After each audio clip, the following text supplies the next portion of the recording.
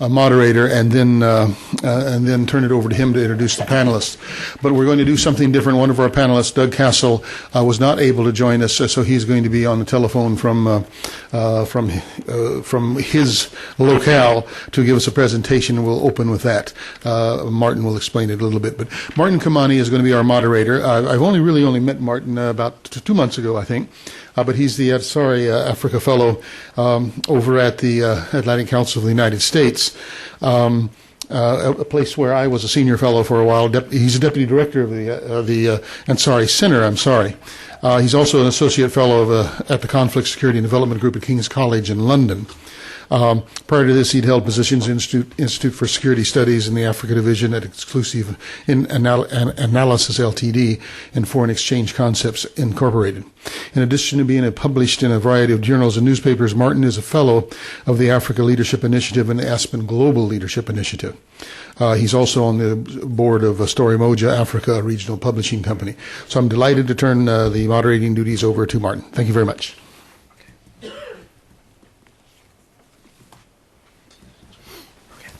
Should I? Yeah.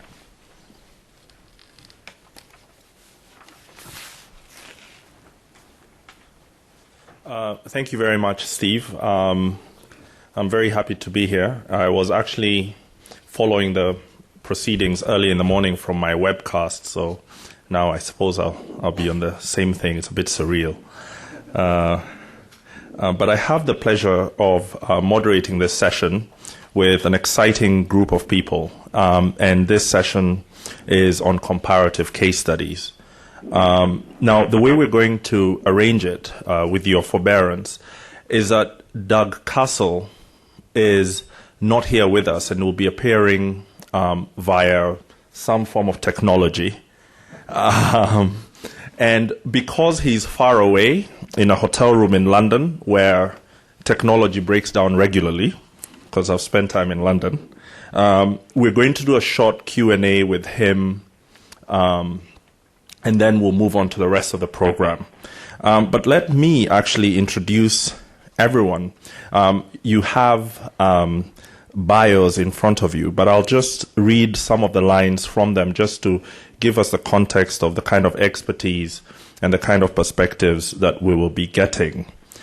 Doug Castle, who is going to be our first speaker, is a professor of law at a professor of law at the Notre Dame Law School, and is a Notre Dame Presidential Fellow and Director of the Center for Civil and Human Rights. And he teaches on human rights, international humanitarian and international criminal law, and his experience is in the field of transitional justice, includes service as legal advisor to the United Nations Commission on the Truth for El Salvador and consulting to governments and NGOs on transitional justice issues in Guatemala, Ghana, Indonesia, Northern Ireland, Panama, and Peru. Among other affiliations, he continues to serve as a president of the Due Process of Law Foundation here in Washington, which promotes judicial reform throughout the Western Hemisphere. So he's a person coming to us with considerable experience. Patrick Burgess, I don't know if... Burgess, I'm sorry, Patrick, is an Australian barrister who was a trial counsel, including trials for serious criminal offences, and was later appointed as a senior member of the Australian Refugee Review Tribunal. He led refugee and humanitarian assistance programs in Rwanda and Congo following the genocide in 1994 and the wars and the conflict in 1996 and 1997, and has managed emergency projects in Yemen, Eastern Indonesia, and Aceh.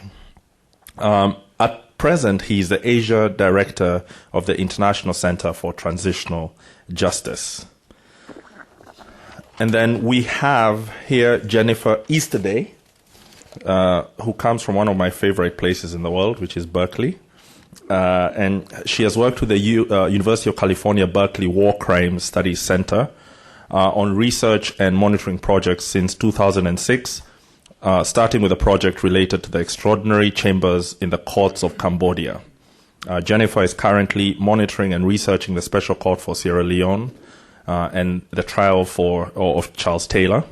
and she has worked on projects related to trial monitoring at the Iraqi High Tribunal and the Special Tribunal for Lebanon, and training local practitioners on international criminal law in Rwanda and Uganda.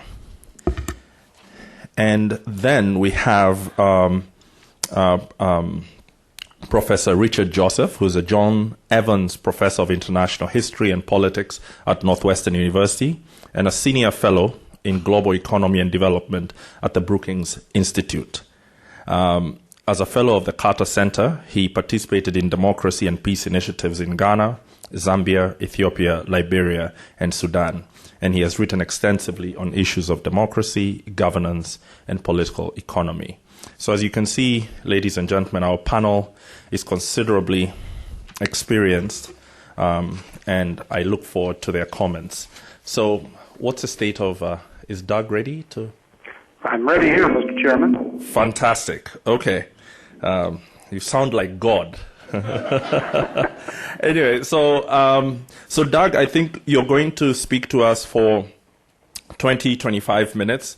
I won't be able to censor your time from this far away, so but we look forward to it, and then we'll follow that with a short Q&A. Okay, all the best. Thank you. All right. Thank you very much, Mr. Chairman.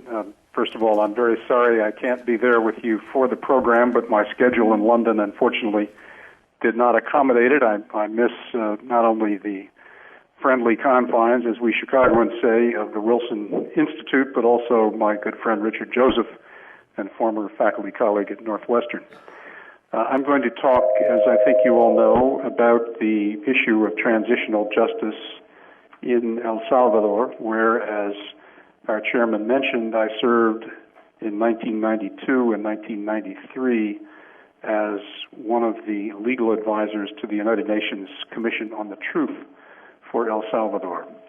In order to give some context, I will talk a little bit about the pre-war conditions that led to the 12-year civil war in El Salvador, then a bit about the war, which lasted from 1980 to 1992, then about the various measures that were undertaken by way of transition pursuant to the 1992 peace accords. I will include some of the recommendations made by the Truth Commission, the reaction to the report of the Truth Commission, and some of the continuing realities and lessons that might be drawn, at least in my perspective, from the experience in El Salvador. So what were the pre-war conditions that led to the war and the accompanying atrocities? And I think that's an important question in all of these cases to bear in mind, because if one does not address the root causes, then in one form, or perhaps more likely another, violence is likely to recur, and indeed that has happened in El Salvador. El Salvador, before the war began in 1980, for decades had been a country of vast and deep poverty, of sharp inequality. The famous 14 families were said to rule and to own most of the wealth in a country that by the late 1970s had 5 or 6 million people. Bloodshed had marked Salvadoran history in the 20th century. Unlike neighboring Guatemala, there are very few indigenous survivors in El Salvador, in part because in the 1930s there was a massacre that killed the remaining tens of thousands of them who were still living in their traditional ways. In addition to the social exclusion, the violence, the poverty, and the inequality, the country had long been ruled by military juntas and authoritarian regimes.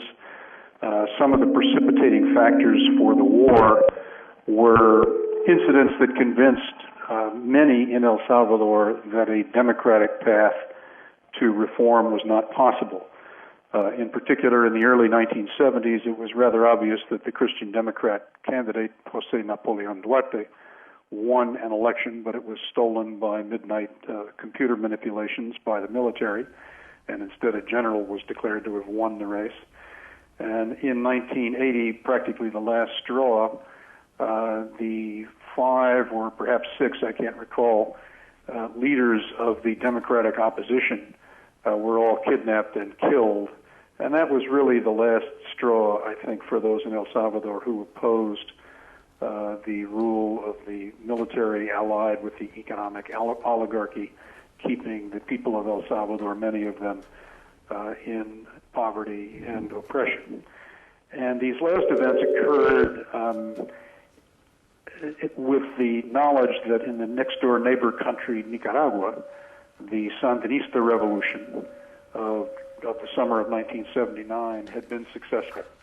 And so in 1980, many of the youth of El Salvador, including the sons and daughters of the upper middle classes as well as the peasants and the workers, took to arms and formed the FMLN, the Farabundo Martí Liberation Front, which was really an alliance of several different military guerrilla forces that had somewhat different ideologies, but they all came together in what was to become a 12-year civil war that lasted from 1980 to 1992, in which something on the order of 75,000 Salvadorans were killed. That number in a country of 5 or 6 million people is, of course, far larger than the number of U.S. dead in the Iraq and Afghanistan wars that have been going on now for some years. So in a country the size of El Salvador, 75,000 people killed, most of them civilians, is an enormous number. The war was perpetuated in large part because the guerrillas received assistance from the outside, including Cuba, while the government and the military received, over the course of the war, something on the order of $6 billion in U.S. Assistance, most of it military assistance. The war was marked by a series of atrocious and widely known gross violations of human rights. Sort of the bookends of the war were both religious atrocities.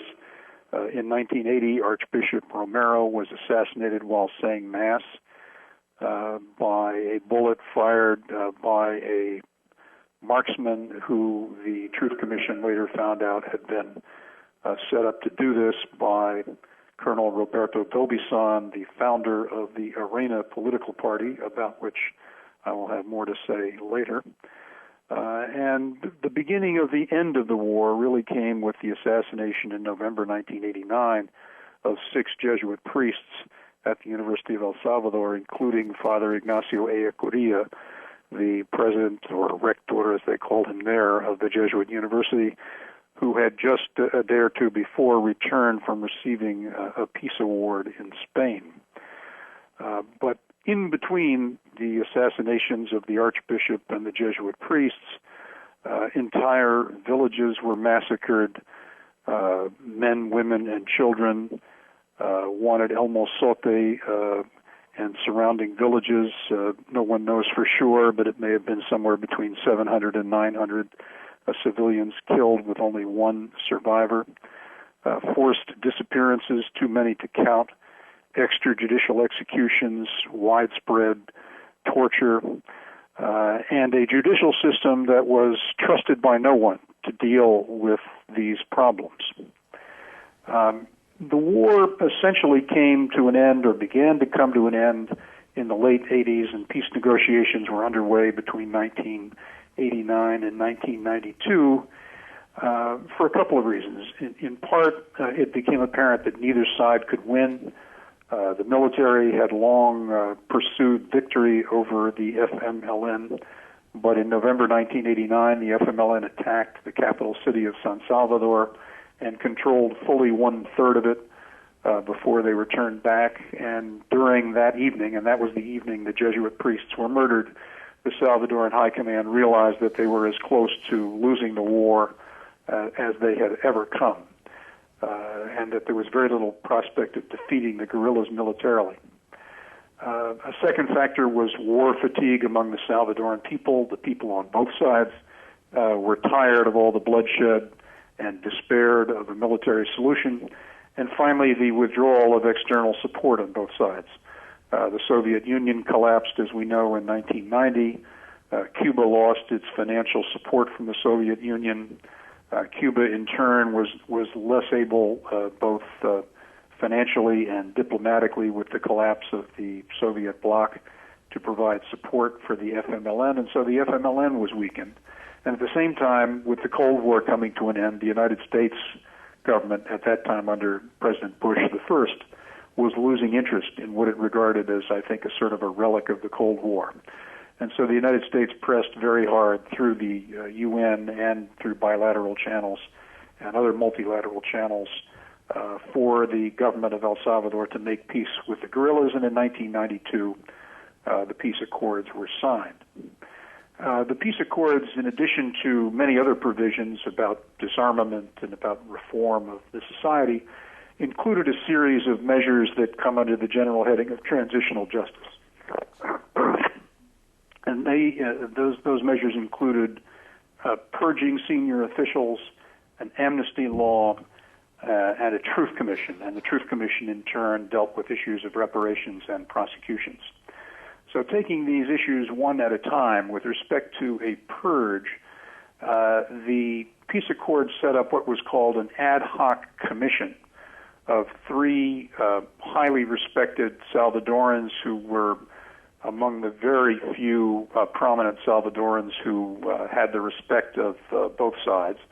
And these three were given dossiers from foreign governments, including U.S. intelligence, and from human rights organizations and from victim groups on the officer corps of the Salvadoran military, and their mission was to remove from military service any officers who had,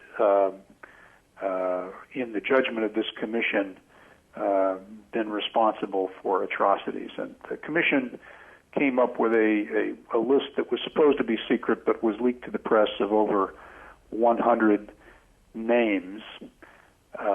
And after that report was, or after that list was made public and given to President Alfredo Cristiani of El Salvador at the time, the military dug in its heels and, according to the stories that widely circulated, visited President Cristiani at his home and said, "You're not removing any of us." A second part of the transitional justice setup in the peace accords was an amnesty law that provided for an amnesty for everyone involved in the civil war on both sides, except for those who might in the future be named by the UN Truth Commission as responsible for gross violations of human rights in El Salvador. And the third key transitional justice measure in the peace accords was the establishment of the Truth Commission itself. Unlike the vast majority of truth commissions that we have seen around the world in recent decades, the Salvadoran Truth Commission was, if not unique, at least distinctive in that it was entirely international. The situation in El Salvador was so polarized that both the government and the guerrillas, with the UN mediators who were designing these institutions, these provisional and transitional institutions, agreed that it would be very difficult to come up with a list of Salvadorans to serve on a truth commission who would have the trust of both sides. And so both the government and the FMLN each presented lists of people they wanted to serve on the Truth Commission or thought could serve on it. Each side was allowed to cross out the nominations by the other side, and at the end of the day, there were no national names left on the list. And three international personalities then were selected to constitute the Truth Commission in El Salvador.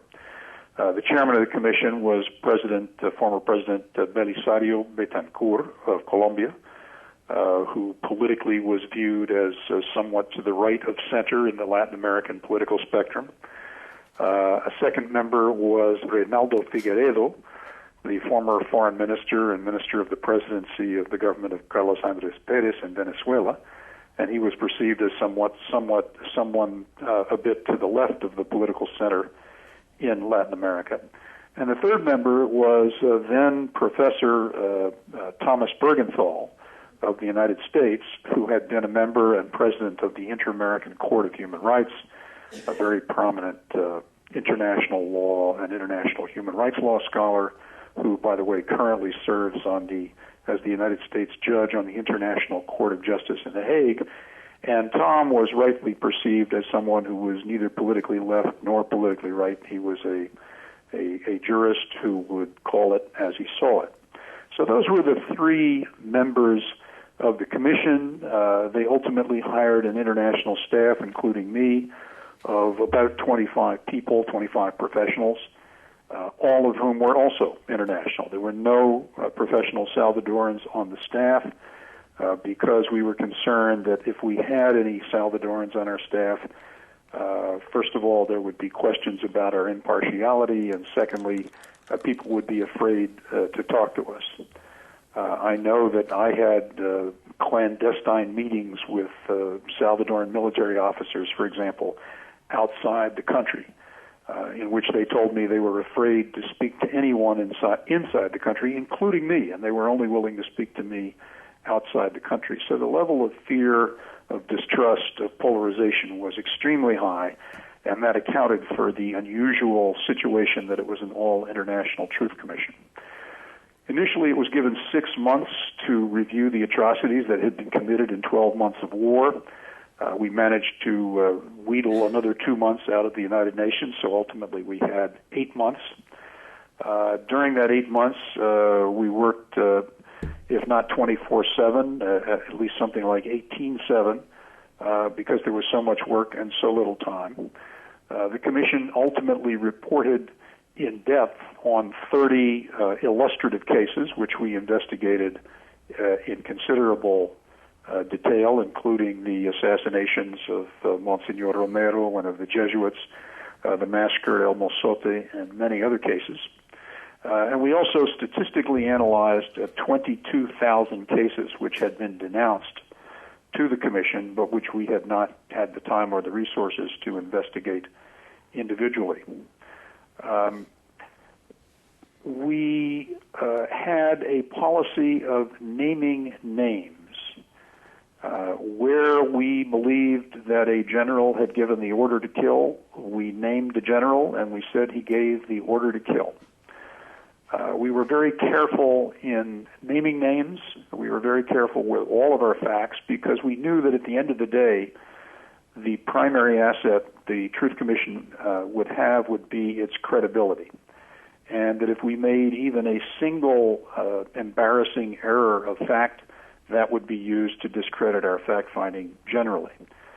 So we were very tough on fact-finding standards.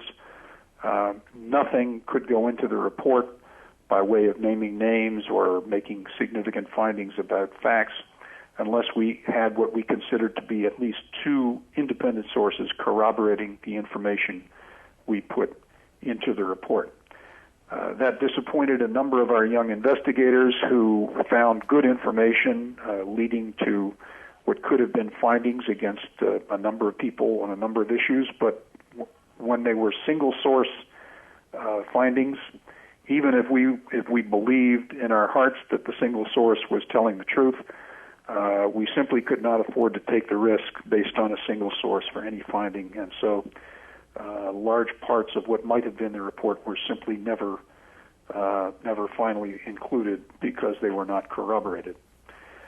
Among the names that were named ultimately were essentially the entire high command, with one or two exceptions, of the Salvadoran military at the time we were writing the report, including the Minister of Defense, who we found personally had given the orders to kill the Jesuit priests. We also named the President of the Supreme Court for obstruction of justice and recommended the removal of all the justices of the Salvadoran Supreme Court. And we also, of course, recommended the removal of all the members of the High Command who we had named. In addition to those recommendations, we also recommended that reparations, economic reparations, be paid to the victims. and that one mechanism for coming up with the funds would be to set aside a percentage, a small percentage, but a percentage of all foreign aid given to El Salvador in the near future years to fund a reparations fund. With regard to prosecutions, we recommended that there not be any prosecutions in El Salvador under the justice system as it existed at the time we were writing our report, and that justice efforts be deferred until after the judicial system was reformed. We thought that any prosecutions in the corrupt justice system of the day would add fuel to the fire rather than bring about truth and justice. And we recommended a series also of legal and institutional reforms, including that El Salvador join the Inter-American Court of Human Rights, reform its habeas corpus law, and so on. Now, what was the reaction to all of these findings and recommendations of this entirely international Truth Commission? First of all, the week that our report was made public, a press conference was convened by the high command of the Salvadoran military, and all of them appeared on television and denounced the United Nations Truth Commission as biased, as presumptuous, as unreliable, and just thoroughly denounced its report. But having done that, and having said that, neither at that press conference nor at any subsequent time, to my knowledge, were they able to pinpoint or prove a single error of fact in the report, and that, of course, has been a continuing source of professional satisfaction to those of us who worked on it. The military also insisted, in response to the report, that the amnesty law be broadened. You'll recall that before the Commission did its work, the amnesty law said everybody gets an amnesty except those who get named by the Truth Commission.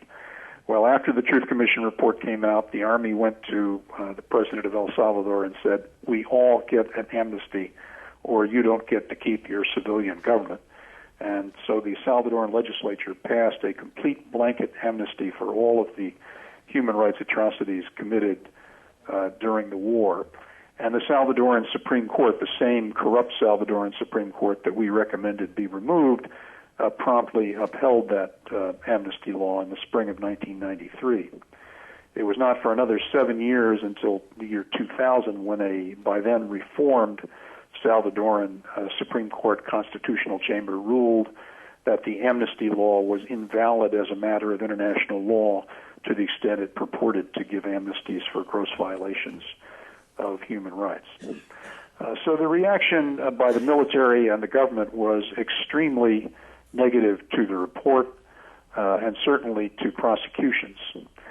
On the other hand, the entire high command within a few months of our report being published was in fact removed.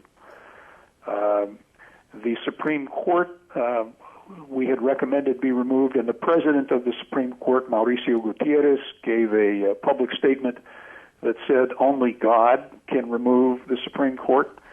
Well, I'm not sure about that, but there was an election for the Supreme Court the following year, 1994, and the entire Supreme Court was defeated, an entirely new Supreme Court put in its place. With regard to monetary reparations, the recommendation of the Truth Commission that percentages of foreign aid be paid to a reparations pot was completely ignored by the international diplomatic community, and to my knowledge, no reparations have been paid to victims. Now, what kind of underlying transition did these transitional institutions bring about, succeed in bringing about, or fail to bring about? First of all, the underlying conditions of poverty, exclusion, and inequality, which had led to the Civil War in the first place, have shown a gradual but only very modest improvement over the now almost 18 years or 18 years since the end of the Civil War. If one looks at the Human Development Index of the United Nations Human Development Program, in 1992, when the peace accord was signed, El Salvador ranked 96 among 160 countries in terms of the Human Development Index, which is a composite of life expectancy, educational levels, and income levels in a given country on average. So in 1992, El Salvador was 96 out of 160. By 2009, El Salvador was 106th place out of 182. So a little bit of a slippage, or maybe at most holding its own, and its own was not a very good thing to hold. Adult illiteracy in El Salvador is now 18%, according to the UN Human Development Report. It was higher in 1992, but 18% is still a very high percentage of adult illiteracy. 16% of El Salvadorans still lack access to clean water supplies. It was a higher percentage in 1992. Something like 11% of Salvadorans today live on less than $1.25 a day, and fully 20%, or 1 in 5 Salvadorans, live on less than $2 a day. Fully 1 in 7 Salvadorans is outside the country. The only way they can make the economy work and mitigate to some extent this poverty and inequality is by exporting large numbers of their citizens, mainly to the United States and Canada, who then send money back to the country in important percentages. So that, for example, in 2007, the Salvadoran emigres in North America, or actually in total, sent back $3.7 billion to the country, and 95% of that came from North America, Canada, and the United States. And that amounted to nearly 1/5 of the gross national product of El Salvador in those years. The indicators of inequality in El Salvador continue to be extremely serious. The richest 10% of the population, according to the UN, has an income that is 40 times as high as the poorest 10% of the population. It's not the worst inequality ratio in the world, but it's one of them. A second sequel to the transitional justice efforts that were made and the reforms that were made at the end of the war is a situation of continuing violence. We no longer have guerrilla armies and the military army facing off across the trenches and in the jungles, but what has happened in El Salvador over the last 18 years since the peace accords are signed is that El Salvador has become one of the most violent countries in the world. The homicide rate in El Salvador is astronomical. I haven't looked at the last couple of years, but I know there were a number of years in the 1990s when, during peacetime, more people were killed in El Salvador than had been killed during some years of the war. The homicide rate from criminal gangs and street gangs in El Salvador has just gone through the roof. In the political arena, the ruling party that had ruled El Salvador during the last several years of the war has continued in power for the first 15 years after the peace accords were signed in 1992. In fact, for the next 17 years, the Arena Party, the Republican National Alliance of El Salvador that was founded by Roberto Dobizon, who had ordered the assassination of Archbishop Romero, the Arena Party held on to power in El Salvador until the year 2009. So in that sense, there was no real political transition. The same ruling party held on to power. They did not engage in the kinds of open vote fraud that we saw back in the 1970s.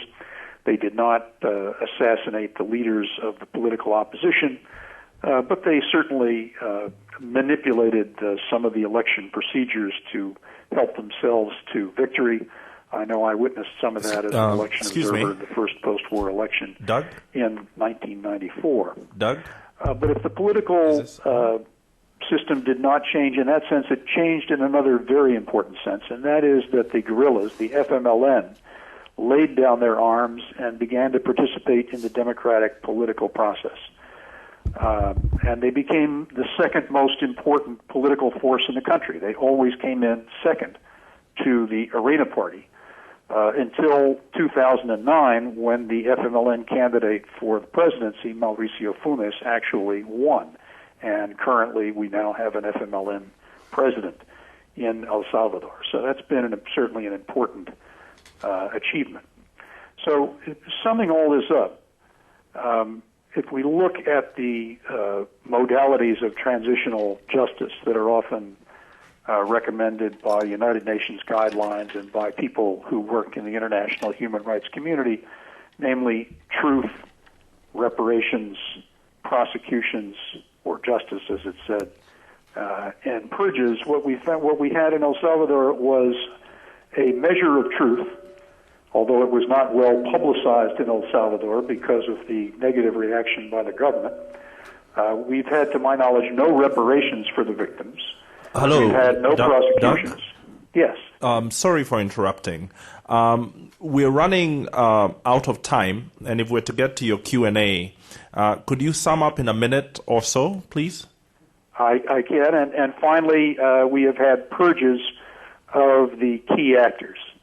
There are a number of lessons that come out of this whole experience, which time doesn't allow me to get into, but let me signal just one hypothesis, and that is that if the underlying social and economic injustices that lead to armed conflict are not seriously addressed, and I don't believe they were in El Salvador, then the violence is likely to recur, albeit in a different form. And we've seen that in the very high homicide rates in El Salvador, Guatemala, and South Africa. And I'll save the rest for Q&A. Thank you very much for your patience.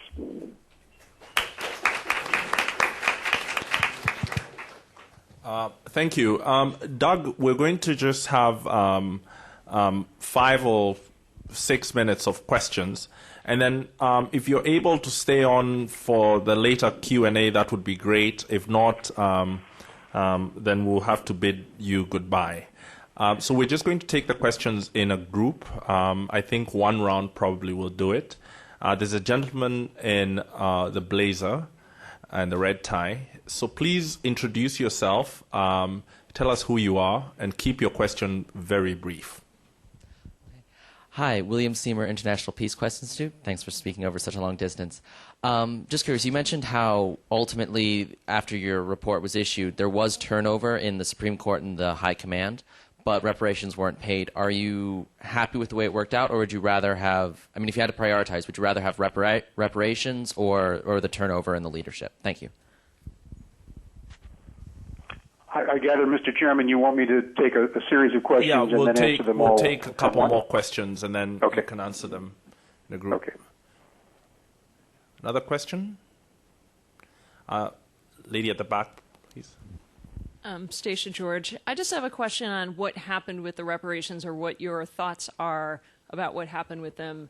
Because was it that people just didn't think they were a priority, or were the resources diverted someplace else, or were there just no resources at all? Thanks. I missed the beginning of that question. I'm sorry. I was just asking about the reparations and what your opinion was on why they did or did not take place, why the international community did not fund the reparations. Okay. One final question. Steve. Steve McDonald, head of the Leadership and Building State Capacity Project here at the Center, Doug.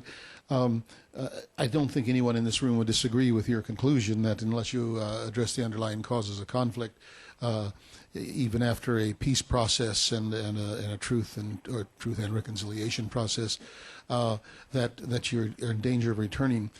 But are you implying by positing that statement that truth and reconciliation, transitional justice processes, actually I've stated wrong, that truth and transitional justice processes should be twinned with reconciliation process.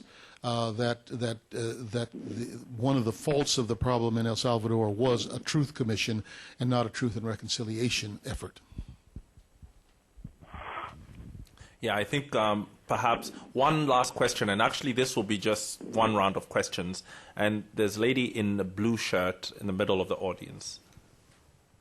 Hello, my name is Anne Charles Nielsen, and I'm writing a book on children and armed conflict. And I was a student of Thomas Bergenthal. And I have a question about how... Lucky you. Yes, yes.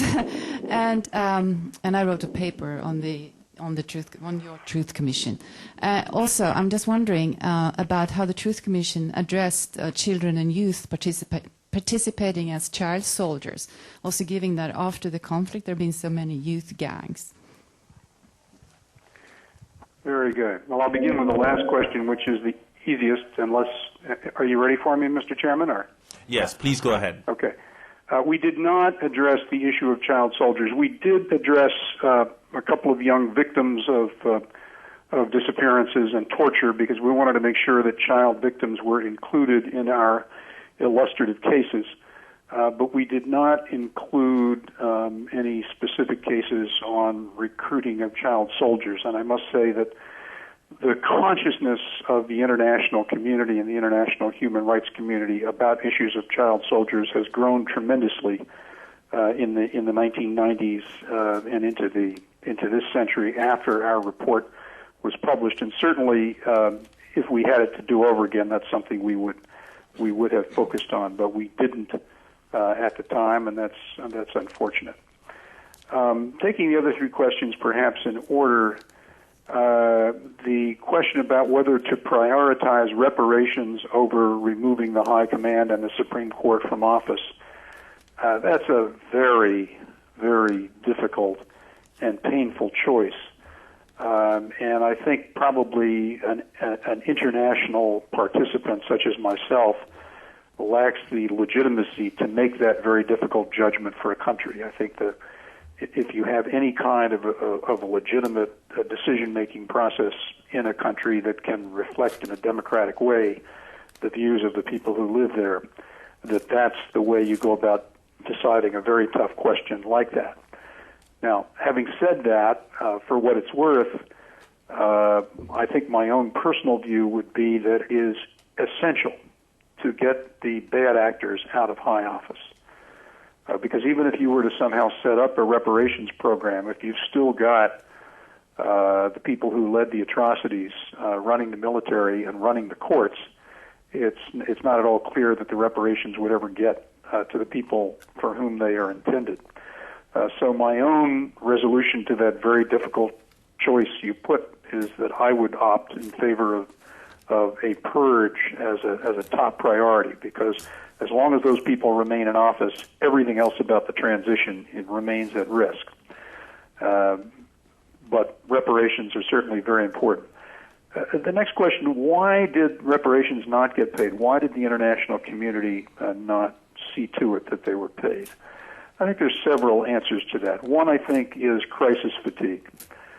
We've seen in country after country around the world going through a transition that in the immediate aftermath of either a change from war to peace or a change from an authoritarian to a somewhat more democratic government, and the revelations of atrocities that took place, there's a period of time, a window of time in which there's intense interest on the part of the international community to do something about it.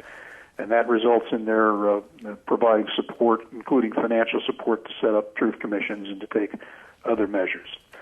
But after a while, once a country is at peace, or once a new government is in, once the atrocities in that country are no longer in today's headlines, the international community tends to lose interest. And I think that was a factor in El Salvador. By the time the Truth Commission report came out, 15 months after the end of the war, the international community's attention was diverted elsewhere, particularly at that time to the crisis in the former Yugoslavia.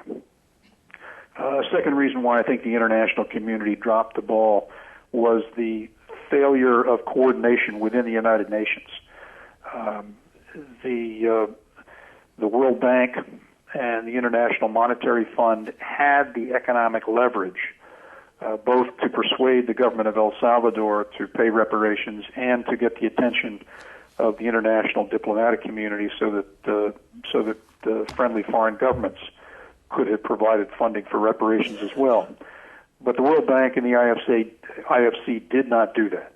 There was no coordination between the political officers in the Secretariat and the economic officers in the UN family.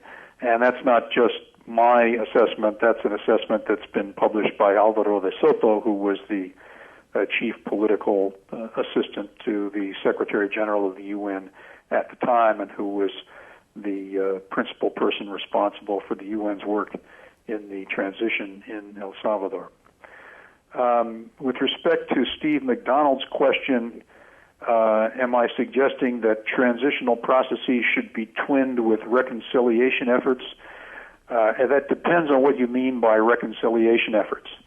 If you mean something that is sort of touchy-feely, let's all make peace with each other and be nice to each other in the future, I've never seen that work anywhere. In one of these situations, maybe someone else on the panel or in your day-long program has seen it work. I'm very skeptical of that kind of reconciliation. On the other hand, if you mean by reconciliation something broader, which includes addressing the underlying social and economic injustices that spawned the war in the first place, then yes, I very much am saying that transitional processes of truth and reparations and prosecutions and purges by themselves are not enough, and they do need to be twinned with efforts to deal with the underlying and continuing problems in a country. And with that, Mr. Chairman, I think I have addressed each of the questions unless I missed one. No, I think you did. Thank you. We will not take another round of questions. I think we should move on. Doug, I don't know if you're going to stay on. It would be great if you could, but if not, that's fine. And thank you so much for your words and for taking the questions. Thank you very much. Thank you.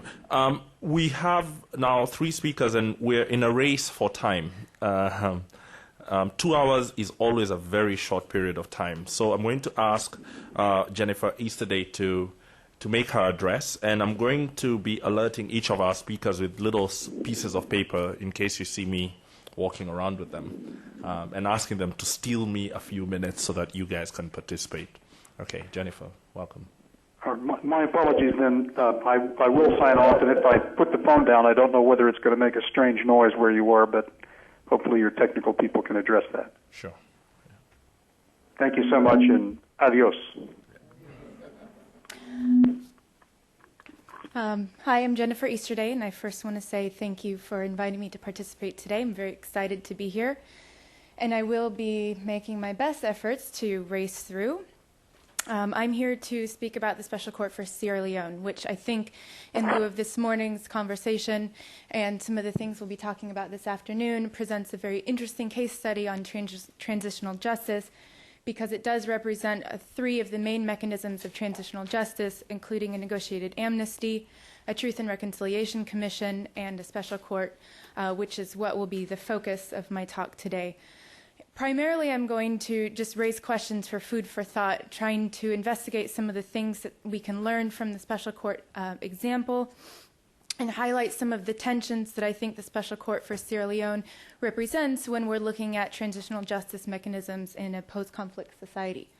So very briefly, I'll give you a background on the conflict. It was an 11-year conflict that started in 1991 when the Revolutionary United Front invaded Sierra Leone from Liberia. The RUF was trained by Charles Taylor, and according to the prosecution, was a proxy guerrilla force for his own guerrilla war that was going on in Liberia next door. The Armed Forces Revolutionary Council, comprised of primarily ex-soldiers from the Sierra Leonean Army, overthrew the government in 1997 and offered a power-sharing agreement to the RUF, at which time they ruled jointly. At the same time, the Civil Defense Forces started to take up arms in defense of Sierra Leoneans. They were comprised in large part of traditional hunters and other traditional fighters from Sierra Leone, and were fighting in defense of Sierra Leoneans against the AFRC and the RUF. So that is a very simple explanation to a very complicated conflict, but in the interest of time, we'll leave it at that. The conflict was also marked by horrific violence, and I think the trial chamber in the AFRC trial put it very eloquently and very directly in their description of some of the crimes that were committed, including horrendous crimes of sexual violence, including sexual slavery. The recruitment and use of child soldiers was a prolific crime that was committed. And one crime that was particularly unique to the to the Sierra Leonean conflict was widespread amputations. So the Special Court for Sierra Leone was created in 1992. The president of Sierra Leone requested the UN to establish a tribunal to try the RUF. They negotiated a treaty with the United Nations to establish the Special Court. It is not a UN tribunal, and so therefore does not have Chapter 7 powers. And it has a very limited mandate, which is to try persons who bear the greatest responsibility for atrocities committed in Sierra Leone after November 30th, 1996. So I'd like to highlight that this does not include some of the earlier years of the conflict. It only includes crimes committed in Sierra Leone, so what is widely considered a regional conflict. The Special Court is only addressing those crimes that were committed in Sierra Leone. And it is also only limited to those who bear the greatest responsibility for those crimes that were committed. So the Special Court is quite unique, or was quite unique at the time that it was created. It was heralded as a new model for international justice. The creators of the court wanted to move away from the Yugoslavia and Rwanda tribunal model, which were considered to be too expensive, tried too many low-level perpetrators, and were situated far from the countries of the conflicts which they were adjudicating. So the Special Court is located in Freetown.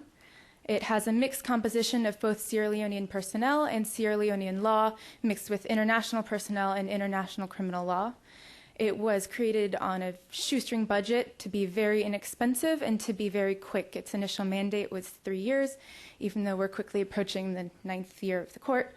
It's also based on voluntary contributions, which I think you'll see in the rest of my talk is something that was very challenging for the Special Court. The management committee was comprised of the main donor states, and it was created to oversee the Special Court and the Special Court's budgetary considerations. And this has raised some tension within the court. The court's trials were limited to indicting the leaders of the various warring groups. So in spite of the seemingly very narrow mandate, the first prosecutor, David Crane, decided to prosecute a wide range of crimes committed throughout the country rather than focusing on either a particular region or a particular core body of crimes, either of which decision could have resulted in faster and more efficient trials, but would have come at the expense of having certain victim groups in certain regions being unrepresented in the trials at the Special Court.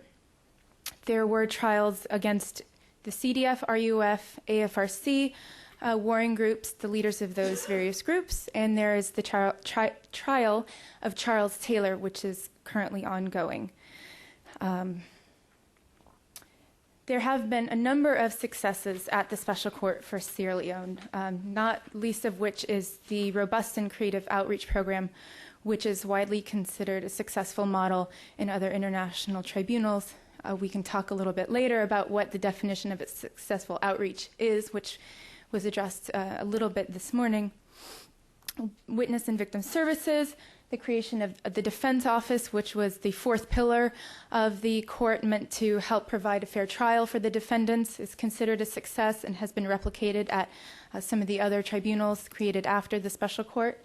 And I would say the trial of Charles Taylor and something that's not here, but also the trial of the CDF, were both very demonstrative of the fact that nobody is free from impunity for war crimes and atrocious crimes. So the CDF trial was actually quite contentious in the Sierra Leonean conflict, They were regarded as heroes by many of the locals, but nevertheless, the trial and conviction of the leaders of the CDF demonstrated that there's no excuse in terms of committing atrocity crimes. However, for the rest of my talk, I'm going to be focusing on some of the areas of improvement that I think we can learn from in the Special Court for Sierra Leone. In terms of efficiency, the court had a 3-year mandate. It's now in its 8th year and will likely go at least until next year, hopefully not any longer, as the Taylor trial is supposedly winding down this fall. Similar trials at the ICTY and the ICTR, and when I mean similar trials, multi-accused trials were conducted faster than at the special court. And although the total cost is less than the other tribunals, the cost per defendant has been significantly higher at the special court than it has been at the ICTR or the ICTY. In an independent report commissioned by the Management Committee and written by Antonio Cassesi, he highlighted 3 main factors that contributed to the lack of efficiency. One is the financial insecurity from voluntary contributions, and I think this is a major problem. When political interest in the situation dwindles, as the previous speaker was saying, voluntary donations and the interest flags. So court principals, therefore, are constantly seeking funds and taking time and energy away from their other functions. And I think in the time that I've been working with the special court, they've been on the brink of bankruptcy a number of times, which is kind of scary. And they've also intimated in various situations that if they do run out of funds, the Taylor trial might have to be put on hold or called off or transferred. And these are the kind of things that can really detract from the judicial function and what the court is established to do. There's also a lack of strong judicial leadership, and there have been critiques that some of the trials were poorly managed and that some of the judges are not making use of a developing set of best practices that judges in these complex and long trials can use to help reduce the time spent at trial and to make them more efficient. And the third point that the report made was that there was initial failure to draw upon the body of expertise at the international level. And I would just like to point that although this may be true, and by drawing on that expertise could have resulted in faster or more efficient trials, it does cut at cross purposes with one of the expectations of the special court, which was to engage in capacity building and use Sierra Leoneans within the court to help develop the capacity of the local judiciary. So that raises a number of questions, including whether we can quantify justice. What is the price of justice? Are we overly committed to having a cost-efficient trial, or are the tribunals at the ICTY and the ICTR really too expensive? And how do we go about setting those parameters? How can we maximize efficiency without compromising the independence of the court? And this question really highlights the role of the Management Committee in terms of attempting to promote efficiency and cost effectiveness at the court, while at the same time allowing the prosecutor and judges and other people at the court the independence they need to do their job. And finally, how can a court avoid being hampered by financial concerns and cost-saving mechanisms? The next issue is local engagement, and we did discuss this at some great length this morning, and so I think I can be brief in terms of what the special court could have done. There was no involvement of the local community or the judiciary in the initial, or very little, I should say, in the initial discussions in terms of creating the special court. So this led to a feeling of disengagement among the judiciary and some of the victims and civil society groups, which in turn led to some misplaced or perhaps overly high expectations. There's also the issue of what greatest responsibility means, and that was interpreted by the prosecutor in his prosecutorial discretion. So he decided to try only those with senior command positions, although some of the worst direct perpetrators were not pursued and in some cases benefited as insider witnesses from the special court for Sierra Leone. There's also a flagging interest in the special court. Although the outreach has been fairly successful, several reports have indicated that while there's general widespread knowledge of the court, depth of understanding is quite poor. The Taylor trial from Freetown to The Hague has detracted from some of this access to the tribunal and access to the proceedings. And there has been also a perceived injustice by some in Sierra Leone in terms of having all of this money spent on the special court, including some money spent on having the perpetrators benefit as insider witnesses, where the feeling is that that money could have been better spent on direct victim services and other mechanisms to help them develop. And also, the previous speaker had mentioned that Sierra Leone is one of the poorest countries in the world and remains so. It's the day-to-day lives of the survivors and the victims has not improved, and that could perhaps be an explanation why there is little interest in the court. They're more concerned with sending their kids to school and making a livelihood. So how do we understand and acknowledge local concepts of justice, avoiding a donor's justice mindset in post-conflict situations, and ensuring that the process maximizes local ownership? I think the Special Court for Sierra Leone, and I know I'm running short on time, so I'll be brief in this, had a tremendous opportunity for capacity building, which it did not take enough advantage of. There have been historically few Sierra Leoneans in senior positions within the court. There was an argument that there was a diminished pool of candidates, which may and was true at the time the court was established. But conversely, there are other programs and recruiting mechanisms that could have taken place, which would have helped train that pool of candidates or find local candidates that would have been suitable to work within the court. The special court is disconnected from the national courts, and although it is located in Sierra Leone, did not do enough.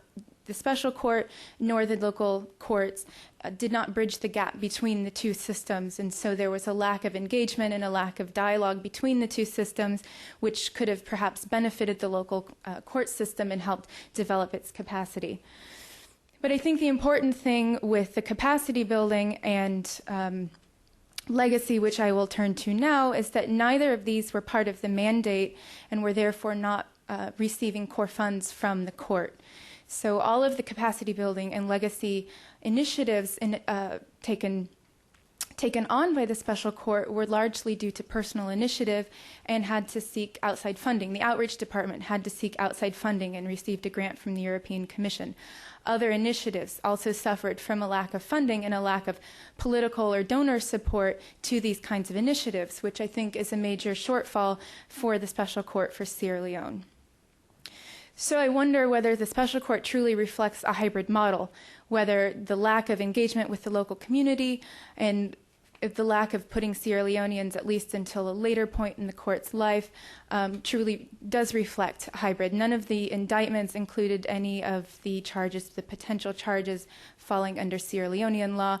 They were very strictly international law. Were the legacy expectations of the special court realistic? And they probably weren't.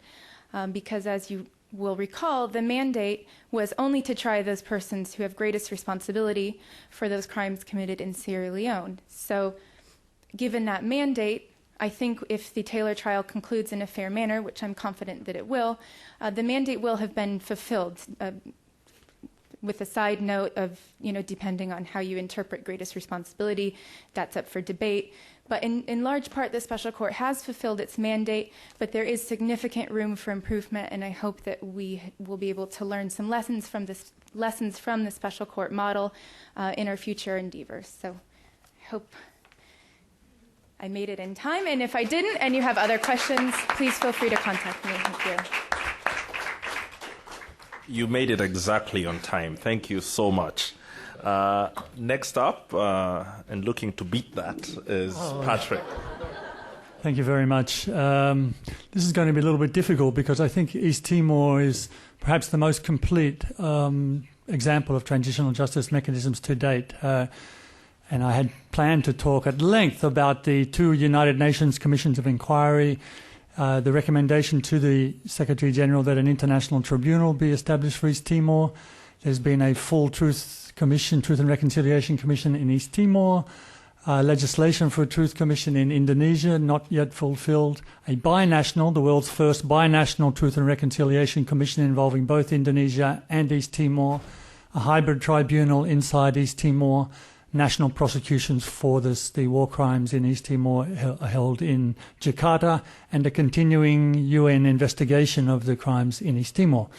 So I'm going to just cover that in a brief summary, and hopefully I'll have a chance to send you a summary of my notes on that in more complete form.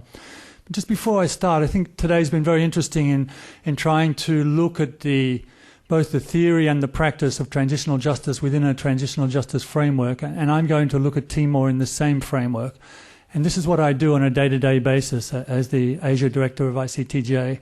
I live in Indonesia and I work in Asian countries, and I sit down on a day-to-day basis with civil society and government actors in West Papua, Nepal, Afghanistan, and the Burmese border, and sit with them with this, and I often use this 4-component transitional justice framework and say, how can you get some leverage and some movement on prosecutions during the next year? If not, what are we going to do about truth-seeking? Can we get some truth which will leverage the prosecutions? How will that lead us towards getting reparations for victims? How will that all fit into getting some institutional reform? So this is much more than an academic exercise, and thank you very much for all the interesting things that I've learned today, because these are the things that we use day by day with activists who are struggling against impunity in their own countries. The East Timor experience is one which I draw on quite a lot, because I went to East Timor for 3 months to help with the UN ballot in 1999 and managed to get out of there after 6 years in 2005. I'll just give you a brief background of why East Timor is important. It's a tiny country, less than 1 million people, but it has a very large neighbour, Indonesia, which is 250 million people, the largest Islamic country in the world, and this conflict in East Timor involves both of those countries. Hence the Binational Truth and Reconciliation Commission and many of the other issues which do not just involve Timor but also Indonesia. And that has its historical roots in the fact that in the 16th century, the eastern half of the island of Timor was colonized by the Portuguese. The western half of the same island was colonized by the Dutch, as well as much of the Indonesian archipelago. So after the Second World War, when the Indonesians fought a war of independence against the Dutch and became independent, their independence extended all the way up till halfway up the island of Timor. The West Timor is Indonesia and was in Indonesia at that time. The eastern half of that island remained Portuguese. In 1975, Portugal had a revolution which allowed it to release all its colonial holdings, and that led to violence in many of those colonial holdings in Mozambique, in Angola, and in East Timor. What happened in East Timor was that when they got wind that they could finally look for power themselves in their own territory, young East Timorese quickly formed political parties, and a civil war broke out very quickly. That was a short but bloody civil war, which is still a very deep scar in the East Timorese psyche. But immediately after that, in November 1974, the Fretland Party, which had won, declared itself to be independent, declared East Timor to be independent. About a week later, President Gerald Ford arrived in Jakarta and had meetings with General Suharto, who was the Indonesian dictator.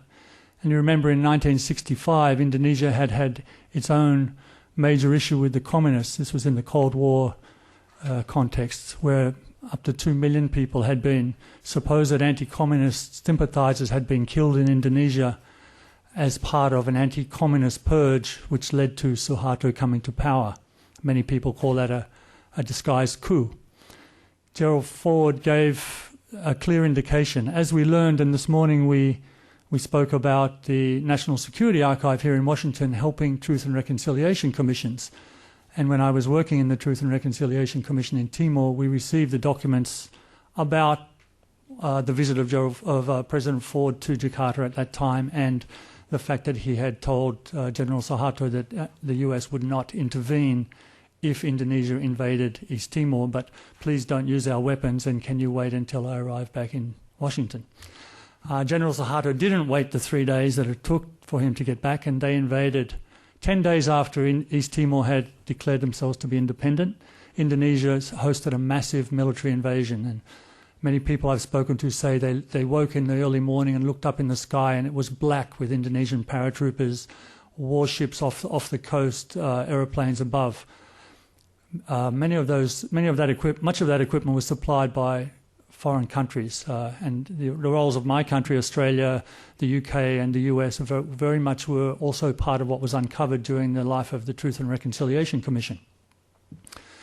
So what followed that was a 24-year military occupation of East Timor. Indonesia wanted to take it over. The Western countries thought that the leftist leading Fretlin was part of the communist threat, and so it suited them to have Indonesia occupy it. The only ones who didn't agree were the East Timorese. The Indonesians thought they would win that war within 2 or 3 months because they had massively superior firepower. They should have read the notes of a 17th century ship captain that I came across who said that in his view, the East Timorese were the most rugged group that he'd ever come across, and they would fight to the last man before they were subjugated. This is what they did with the Indonesians. For 24 years, they fought a guerrilla war from the mountains, and Indonesia never completely overcame that resistance. During that time, the Indonesian military, without a cone or a cover of accountability, basically were allowed to do whatever they wanted in the territory. The very careful statistic analysis during the TRC came up with a finding that at least 100,000 people had lost their lives during that period, out of a population of less than 700,000, so a massive death toll. Finally, in 1998, General Suharto fell after the pressure that was exerted by the students in Jakarta. And his friend Habibie, who'd been living in Germany for a couple of decades, was put in temporary power in Jakarta. He knew very little about the intricacies of what had been going on, but he knew that East Timor had been a problem for Indonesia, so he said they should have an opportunity to vote for independence. His generals disagreed, and what they did was they formed militia groups inside Timor, and the Indonesian military and the militia groups undertook a campaign of terror designed to force the Timorese to vote to remain part of Indonesia in the UN-sponsored vote which followed. The Timorese again resisted, and finally, on August the 30th, 1999, 78.5% voted to be independent. I was there during that ballot, working for the UN mission, and immediately after that, the Indonesian military unleashed a scorched earth policy, anger at what they said were the ungrateful Timorese who didn't appreciate what they had given them during that 24-year occupation. And they had built a lot of schools and roads and infrastructure at the same time as there was massive torture, rape and killing going on. Within 3 weeks, they burned 60,000 houses, killed about 1,400 people, raped several hundred women. And it was only finally when President Clinton weighed in with a phone call to Jakarta and said, you have to accept international peacekeepers, that an Australian-led contingent arrived, and the Indonesian military and Timorese militia fled over the border into West Timor. The UNTAED mission was then set up, an unprecedented UN mission led by the late Sergio Vieira de Mello, which was the total government of East Timor, given authority to prepare it for independence and also to bring to account those responsible for the violence. What happened then was that a commission of inquiry came from the UN and investigated what had taken place. At that stage, I was the Director of Human Rights for the UN mission. I hosted that commission of inquiry, and they recommended that there should be a third international tribunal, criminal tribunal established in addition to that for Rwanda and the former Yugoslavia, and that it should be for East Timor. The Indonesian government lobbied very hard in New York, and the recommendation, which eventually went from the Secretary General to the Security Council, was that Indonesia should first be given a chance to try their own citizens who were responsible. That led to a two-track prosecutions process. In East Timor, there was a hybrid court set up under the UN mission, in which panels of judges comprised of 2 internationals and 1 Timorese sat on cases, and the mandate was very similar to the Rome Statute. In Jakarta, a law was relatively quickly passed which made crimes against humanity and genocide, but interestingly enough not war crimes, illegal, and they set up a special court to hear the case of East Timor, an ad hoc tribunal for East Timor. So you had this two-track process with vastly different results. trying to go as quickly as I can. There's two truth commissions and various other things to follow. In East Timor, we had massive teething problems, and these are some of the lessons learned. The UN has learned a lot in the intervening years, but I think we owe it to ourselves to look squarely at what happened. And the personnel who turned up as investigators, and I must say, initially I was the head of that war crimes investigations process, but not long after it was under my authority, it was handed over to a prosecutor who was appointed. They didn't anticipate what was needed, and so they asked for the UN civilian police to provide investigators. What was sent were traffic policemen. We got one aircraft mechanic, a whole bunch of people who were very ill-suited to carry out those investigations. No cars, no computers. And I'll just tell you an anecdote of how bad that can get in those early stages. At one stage, one of the criticisms also that I would go into detail with if I had more time was that the unit didn't focus sufficiently on gender crimes, and there had been massive gender crimes committed. But there was one case which was eventually brought of a rape as a crime against humanity down in a district called Maliana. One of the investigators working on that was asked to go down and pick up the victim and bring her back to the pre-trial hearing. He went down the UN Land Rover, drove the 4 hours, picked up the victim, drove a little bit further, picked up the alleged perpetrator, and drove back to Dili, 4 hours away in the Land Rover. When he arrived, the US female prosecutor who was looking after the case went ballistic, and she was reprimanded for not being courteous to the investigators. So these are the sort of things that can happen. Okay, now that changed like a sea change when we had, and I won't go into names, but so much of this depends on the individuals who are involved. When a new prosecutor was appointed, things changed drastically after about 18 months, and the process became much more professional. She dealt with donors to get increased support. They got much better investigators. And eventually, 84 people, after a 5-year mandate, 84 people had been tried and found guilty of various crimes, mostly murder as a crime against humanity. And only 3 people were acquitted. That shows up another one of the lessons learned out of that process. The UN failed to take account of in its budgeting and planning that the Defence Council should have a parity of arms with the prosecution.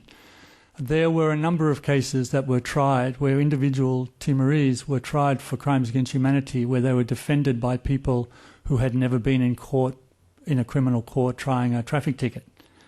And I, as a former Defence Counsel, took particular offence to that and did what I could to change it. But there had been no budget for that. And these are some of the lessons that we learned that are much better now, I know, in Sierra Leone and other tribunals. So we are moving ahead with this. Another problem was that the investigators they sent had very little contact with the local communities and civil society organisations. And because of that, they didn't understand that there'd been this long trail of violations for 24 years. They didn't have access to all the information that the civil society groups had put together. They really shot themselves in the foot by being investigators from a foreign country, which is what they are. You can't blame them. People from Nigeria or Sierra Leone or the United States or Australia don't know they didn't even know where East Timor was. But they didn't include in the team analysts and locals who knew that context, and they suffered very badly for it. I need to move on. In Jakarta, at the same time that the ad hoc tribunal was established, as a major step for Indonesia, 18 people were indicted, including some of the generals, which was unheard of at that time. At trial, 6 out of the 18 were found guilty, which was also a massive step forward. And one of the generals stood up in court and said to a friend of mine who's a judge in Indonesia, "Rudy Reski, you're a dead man." In Indonesia, that's a very serious threat, and Suharto's son, Tommy, was about the same time convicted of killing the judge who had found him guilty of corruption. He was given a sentence of 6 years in jail, which was later commuted to about 4 years. So you can see a very serious issue for that judge. So that was an improvement, 6 out of 18. Unfortunately, the Supreme Court, which is notoriously corrupt, overturned all of the 6 cases. So a conviction rate of 0 in Jakarta, 84 in East Timor. The problem was that in East Timor, the jurisdiction of that territory only included, was stopped by the border to West Timor, so all they could touch were the small fish. The big fish, the organisers, the planners, the Indonesian military and the militia leaders had all fled to Indonesia. So the 84 were all East Timorese and all relatively small fish, but they were given serious sentences up to 34 years. In Indonesia, 0. And in fact, in Indonesia, other cases, human rights cases, have been brought since then on other cases which had taken place in Indonesia, a total of 34, and at the present time, 34 out of 34 acquittals. So our Indonesian team, and we have quite a substantial team in Indonesia, they're working very hard to move forward the agenda of the fight against impunity in Indonesia. At the same time, the Truth and Reconciliation Commission was established in East Timor, and I was very much involved, as Priscilla Hayner turned up there before ICTJ had been born, with Paul Van Zyl, the two of them, as consultants, and we would have had no idea what we were doing had ICTJ and Priscilla and Paul come to us. And this is a very important thing for the work that I'm doing in the Solomon Islands right now with the TRC, in Nepal. There's a new TRC set up in Thailand, as Priscilla was saying, in Philippines. It's the flavour of the day.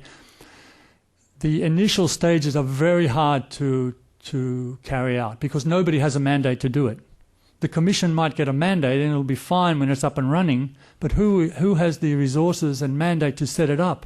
Usually nobody. So in that case, when I was the Director of Human Rights, I allocated a whole portion, about 10 of my staff, to helping the TRC become established. And I think that was a very good precedent. I know I was involved myself, but the UN in some way has to look after, and the donors, on who has responsibility for setting up a TRC. Now I have limited time, so I'm just going to talk about one of the programs that TRC carried out, and it was a very creative commission, I think. What we did was we realized that the Timorese had strengths and weaknesses. We worked with them. There were 7 East Timorese commissioners. They made all the policy decisions, and there were about a dozen international advisors with more than 250 staff, East Timorese. They were very good at the speaking part, the meetings, this working things out, and not so good at reading and writing because their education had been held back. So we helped them with the reading and writing parts, and they did a whole bunch of fantastic, I think, field-based activities. One of those activities was the community reconciliation procedures, and I beg to differ with Doug because I think this was the only case that I know of in the world where a reconciliation procedure has in fact worked. It was designed not to. We went out and talked to the Timorese in all of the districts, and they said the murderers and killers and rapists should go to the court. The next level we want to be involved with. They're from our villages. We don't want it in some faraway court. So we established a process whereby a panel of 5, including local spiritual leaders, youth groups, women's groups, and someone from the Commission, would hear these cases where perpetrators of lesser crimes came forward voluntarily. And they would call all the village together. They held amazing traditional ceremonies and religious ceremonies, spiritual ceremonies. And then the perpetrators stood up in front of the entire community, admitted what they did wrong, and asked for forgiveness. The victims sat opposite them and were able to address them, and then the entire community participated. In fact, the meetings which we anticipated to be between the victims and the perpetrators took on an entirely different role when the whole community turned up, sometimes for days and nights running, and dealt with that as an opportunity to bring up what had happened to them during the 24-year conflict. And I think actually that was a very successful program. It shouldn't be copied in other places because it was very closely designed for East Timor. But it shows that if you pay enough attention to what's going on, you can design something which will be useful. And at the end of that 18-month program, there were 1,400 perpetrators who'd been dealt with through that process, who the court system could never have dealt with. And there were crimes like burning houses, beating people, things that had kept them, because in that conflict, the perpetrators and the victims were from the same village. It was a political problem, whether you supported independence or not. And this allowed them to regain the face with their villagers. There are many, many stories that I heard of school teachers who, after this process, could begin teaching school again. Things like that. So it actually broke down the bridges, built up the bridges which had been broken between people. I've got very limited time, so I'm just going to say that one of the interesting things in the Timor context as well was the establishment of the Truth and Friendship Commission between East Timor, or Timor-Leste as it became independent in 2002, and Indonesia. Now, the international community, including myself, basically canned that commission when it was set up because it had amnesty. It had a provision where the commissioners could recommend amnesty. It was 5 commissioners from Timor and 5 from Indonesia. They were to look at the 1999 violations, but only on the written records, and make findings, recommendations, including amnesty. I was asked to be an advisor, and I didn't agree with that. So we canned that commission. It held very problematic public hearings, which have a very interesting lesson learned as well, because what they did was, in many, many of the Truth and Reconciliation Commissions, the public hearings involve victims coming up to a place like this and telling their story. There's not much in the way of cross-examination. There's some questions by the commissioners helping them to bring out their stories.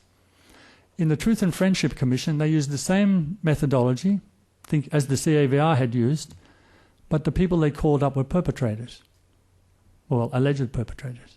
And so it gave them an opportunity before national television to tell all kinds of lies and stories and not be cross-examined, which was the opposite of what a Truth and Reconciliation Commission should do.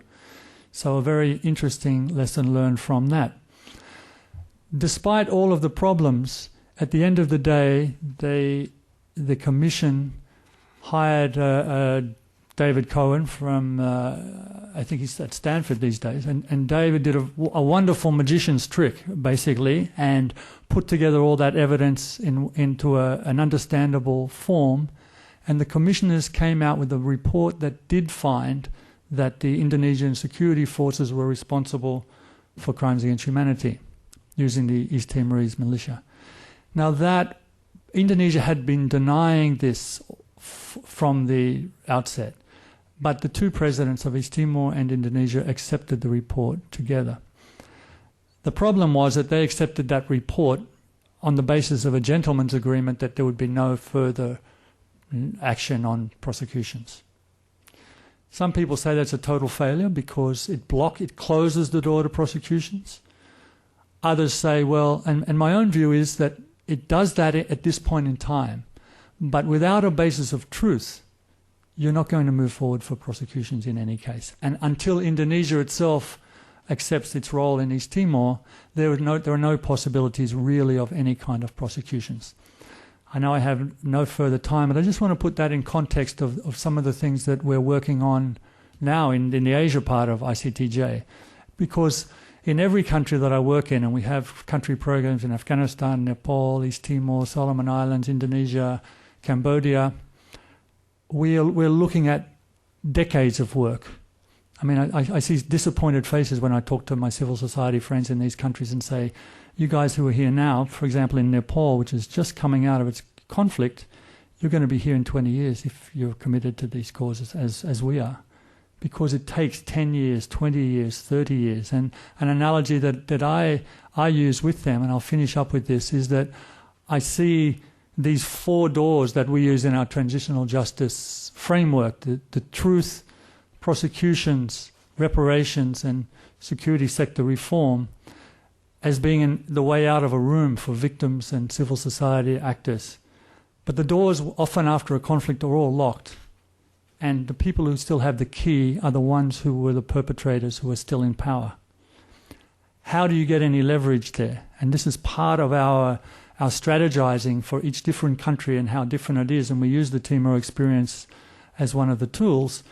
Sometimes you get a little leverage again in the reparations door because governments might give some money to victims. So we try and improve that. We say, well, compensation is not reparations. It doesn't recognize victims. It doesn't give them respect. You need to do more than compensation. Let's look at memorials. If you don't have much money, buy some prosthetics for those worst affected. Put up some memorials. give them access to pay school fees of victims, small cost things. Do what you can, but keep the pressure up. It might be truth. You might have some opportunity for truth. For example, in Nepal this year, there may be a Truth and Reconciliation Commission and a Disappearances Commission established. We work on that. Very often the prosecution's door is locked tight. And what I say to our friends are, you need to become the ones who hold those keys. As time goes on and political power changes, the people with the keys will lose their support as they get older. You need to move into a position where you have that key. If you keep your shoulder to the door, that door can be unlocked. And we're seeing that in Argentina, in Bangladesh this year after 40 years, in Cambodia, after decades, we do get some leverage, but it takes a long time and a lot of work. Thank you very much. Thank you. Our next and last speaker is Richard. Richard, welcome. And we're going to be finishing precisely at 4 because the webcast has to go off. So hopefully we'll get some time to get some of your questions for the panel. Okay, thank you. All right, thank you very much. I have even less time than I planned for. So when Steve McDonald called me just a few weeks ago and asked me would I come and take part in this, given the fact that I have not worked in Liberia for some time, that transitional justice is not a topic on which I work, I normally would say no. Certainly not looking for more to do. I said yes, and for some reasons, and I'll just mention them very briefly.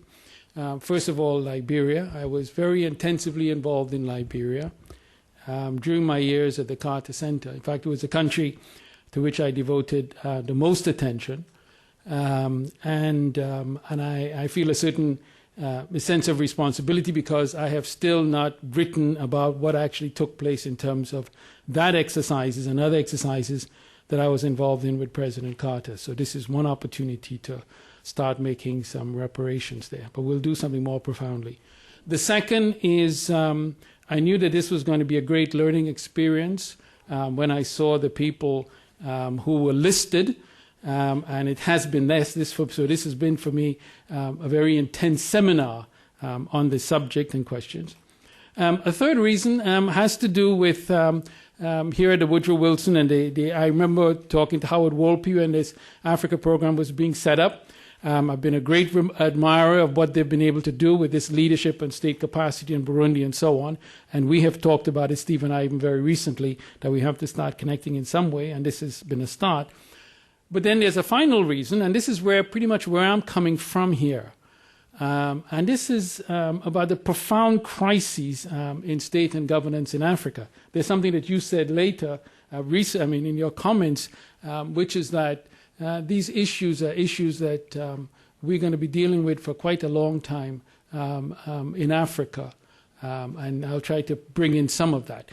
So I'm really going to start off from this last point as to why all that's going on and all the work that you all are doing is really so very fundamental. And it has to do with this fundamental nature of the crisis of the state in Africa. As you all know, states are supposed to protect people. That's why you create states. Right? That's basically, Leviathan 101. But that has not been the case. And also, so the whole phenomenon of state capture in Africa, not just state capture, regimes that come in, but also the behavior of insurgencies that try to capture the state. And the consequence of that, of course, is the incredible vulnerabilities of the people and all that's faced. Consider for a moment several current African dilemmas. Dave Eggers and John Prendergast in their New York Times recent one, calling for robust action by the Obama administration as Sudan prepares for its referendum. And they argue in that op-ed that the warrants issued for the arrest of President Omar Hassan Bashir could be conditionally suspended for 1 year at a time to induce desired behaviors. In Kenya, threats of similar warrants related to post-electoral violence of 2008 have so far been largely instrumental, hoping to induce better behaviors by political actors. Arrest warrants for atrocities committed in Congo have neither led to the apprehension of those charged nor afforded much leverage to peacemakers. In northern Uganda, the threat of external prosecution is regarded by some as a disincentive, by others as an incentive to ending the prolonged atrocities. The hope for justice in such contexts therefore becomes quite muffled. With regard to Zimbabwe, the international community, including continental Africa, has had little leverage in mitigating the behaviors of President Mugabe and his regime. It is thought by some that the risk of being subjected to international prosecution may even have emboldened core members of the regime to maintain their recalcitrance. In light of what I see as a rather bleak and confused scenario regarding justice and peacemaking, in the context of criminal abuses of power, what are some of the lessons from the Liberian experience? My engagement in Liberia took place within the framework of peacemaking efforts by the Carter Center in the early 1990s. Those efforts were led by President Carter, and they were shaped by his unique ideas and approaches to promoting peace in situations of armed conflict. During the period of my involvement, the Liberian conflict was one of three in which the Center was directly and very intensively engaged. The others were Ethiopia and Sudan. The approach to all of them was pretty much the same, namely engaging directly with the bad guys, as mentioned, directly with persons most responsible for the warfare, and trying to induce them to move towards negotiated outcomes. As an officer of the Center, I helped implement that strategy, although I was not fully comfortable with all of it. In the case of Liberia, I came to regard Charles Taylor as an unindicted war criminal. That was the expression I used to describe him privately. The more contacts we had with Taylor and the more we learned about his activities, the more nefarious his motivations appeared. We were not aware of some of the more egregious abuses that have since come to light, but they are not surprising in light of what we learned about the gangsterish nature of the National Patriotic Liberation Front. There's continuity between the contradictions of pursuing peace with men like Taylor, Mengistu in Ethiopia and Bashir in Sudan 15 to 20 years ago, and the challenges being confronted today with regard to leaders of states and insurgencies mentioned earlier. It was known during our meetings with Mengistu that he had ordered and personally committed atrocities. The Ethiopian struggles were blood-drenched at all levels. Today, Bashir in Sudan is under indictment for war crimes, crimes against humanity, and genocide. But that is not surprising. Immediately after meeting him in 1989, President Carter declared that he was someone he felt he could work with, unlike his predecessor, the elusive Sadiq al-Mahdi, whose government Bashir and his co-conspirators had overthrown. And in fact, we were the first people to meet with Bashir and the other members of the junta just a few weeks after the coup. Now, I was not of the same opinion. I found Bashir untrustworthy from the first encounter. His explanation of why the coup had taken place was unconvincing. I then thought that removing him from the scene would be the best way to get Sudan back on a peace track. 21 years has since elapsed, and Bashir, although under indictment, is virtually untouchable. I also felt the same way about Taylor, even while participating in efforts to help advance peace initiatives, prepare for elections, establish interim governments, and deal with various humanitarian issues. I never understood why a surgical military exercise was not carried out to remove Taylor. That, however, was not part of our mandate. Eventually, such an action did occur through diplomatic means in 2003, when Taylor agreed to be shepherded by President Thabo Mbeki to Nigeria. Eventually, the Nigerian authorities were obliged to facilitate his capture in March 2006 and extradition to The Hague. In the context of the other African cases mentioned above, the Liberian ordeal has had a relatively benign outcome. It had exceptional features that may not carry over to other armed conflict situations in Africa. The costly and prolonged ECOMOG peacekeeping operation did not end the Liberian conflict, nor did the multifarious peace initiatives. The beginning of the end of the conflict, I believe, was most likely the British military intervention in Sierra Leone in May 2000. Elections had earlier been conducted in 1997, and I did go back tonight to Liberia for those. And the Carter Center and others persisted with human rights and other initiatives in Liberia, but to no avail. The only way Taylor's criminal governance in Liberia would end was through military pressure. The resumption of armed conflict by various militias against his regime set in train events that led to his departure. Yet he couldn't be brought to trial in Liberia or in Sierra Leone. That represented too great a risk for those countries. Under trial in The Hague, Taylor has used his demonic intelligence to prolong the trial and force the international community to expend huge sums on prosecuting him and shouldering his exorbitant defense costs. With tail out of the way, the international community has invested considerable resources to achieving a peaceful and democratic transition in Liberia. Those processes have benefited from having an exceptionally able and forthright leader in Ellen Johnson Sirleaf. The mandate of the Truth and Reconciliation Commission in Liberia, that began in February 2006 and submitted its final report in June 2009, was to promote, quote, peace, security, unity, and reconciliation by investigating human rights abuses and the many atrocities committed over 20 years of conflict. President Johnson Sirleaf, who found herself criticized in the Commission's report and initially included among persons to be sanctioned by being banned from holding public office for 30 years, has recognized the great challenge of combining justice and reconciliation. To prepare for this conference, I conducted a brief review of the TRC process. The brevity of time available precluded a substantial assessment of that exercise. And I'll skip over some of the points here that, there are people in this audience are much better positioned to be able to talk about that process. But the prosecution of former warlords, for example, one of the things that the Liberian Commission has called for, will be very difficult to implement without propelling the country back into violence. We've talked about this whole issue of spoilers here. Just as Taylor could not be prosecuted in Liberia or even in the region, so also lesser purveyors of human rights abuses cannot be made to pay for their crimes through prosecution and incarceration. In some regards, and here again I'm speaking as an outsider, I'm not part of this area of work, but I certainly respect the people involved in it, transitional justice is something of an oxymoron. To secure a transition to peace, security, unity, and reconciliation, justice in the sense of holding accountable those responsible for heinous crimes must be diluted or averted or deferred. And again, you can choose whatever is your preferred term. There's a trade-off that takes place, and each country in such post-conflict situations must decide what is acceptable, desirable, and tolerable. And with different countries, there'll be different answers to how you do that. In the case of Liberia, the exhaustive investigations and hearings of the Commission and the voluminous reports that they have produced on the origins and perpetrations of the war have put the nation through a collective therapeutic exercise that has made it possible for Liberians to move on as citizens of one country and gradually bind up deep wounds. But I was rather taken by Priscilla's Haina's point that this could also be re-traumatizing. In the case of Liberia, little remains hidden about what transpired now during those years of conflict, dispersal, and destruction.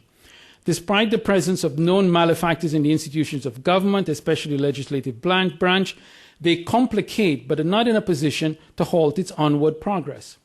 Assuming President Sirleaf is re-elected for another 6-year term in 2011, Liberia could continue on the path to becoming one of the most democratic and economically dynamic nations in Africa. And I should point out, there are not many of those in the continent. And when considering where Liberia came from, it's really extraordinary. So I cut myself back to 15 minutes, and looking at my watch, I have 2. So what are some of the lessons to be taken away from the Liberian experience? And of course, these efforts obviously are flawed. And David Talbot mentioned the many ways in which we're really dealing with flawed and dependent on what kind of flawed process. The first is no impunity for gross human rights abuses.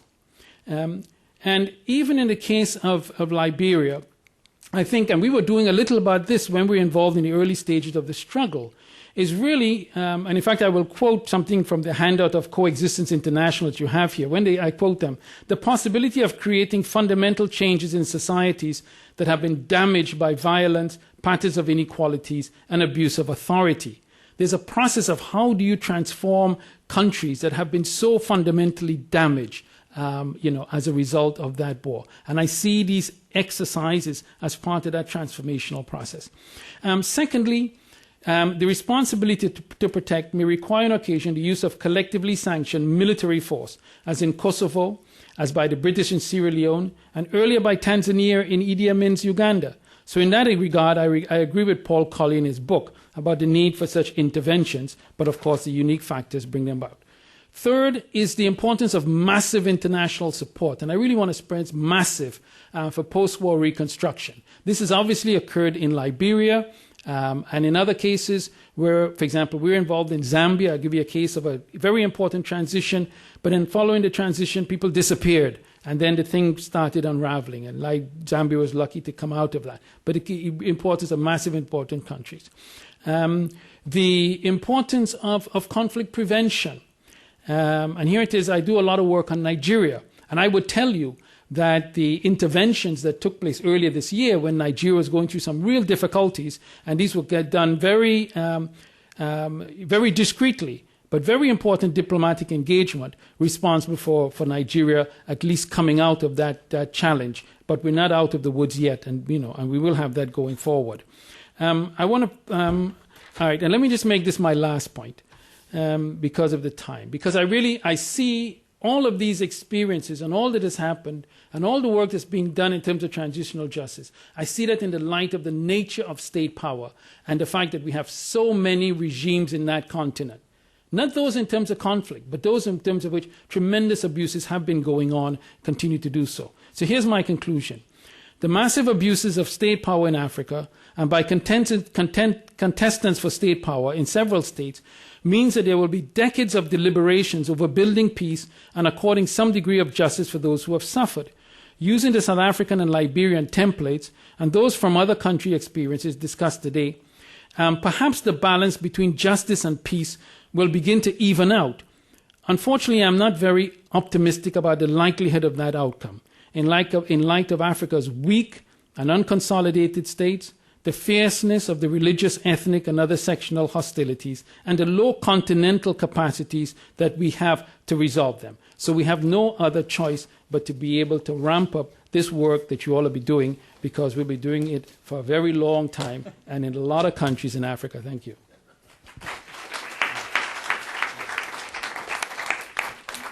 Thank you so much, Richard. Now, of course, let's just note the obvious here, which is that these are all matters of great importance that deserve a lot more time than we have for this afternoon. But I think each of these panelists has done a terrific job and has told us far more than perhaps they think they have, because we've all been looking at these issues over time. So we now have 16 minutes.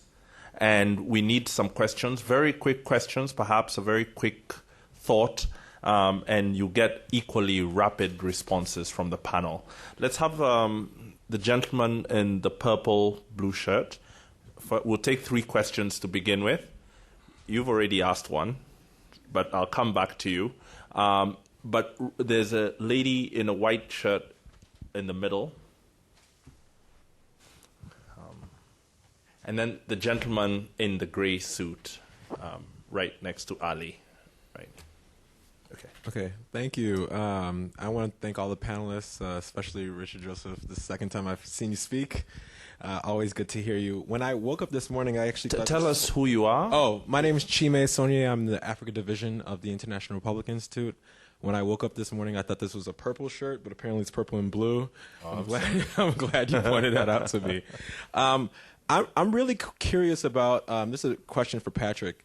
I'm really curious about these two, this Truth and Friendship Commission, and also this smaller group that you said was established in East Timor. I believe that, was it 1,800 individuals, et cetera, got a chance to talk. And I wonder if you could tell me what the name of that program was, if you can go into that a little bit detailed.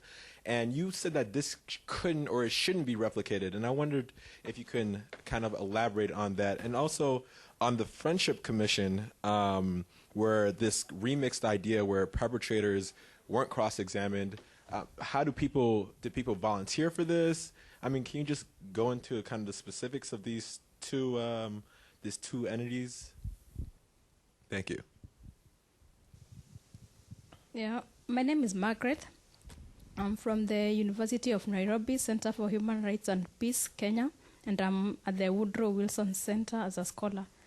I think I'm going to address my question to Patrick, who has done very good work in Timor-Leste.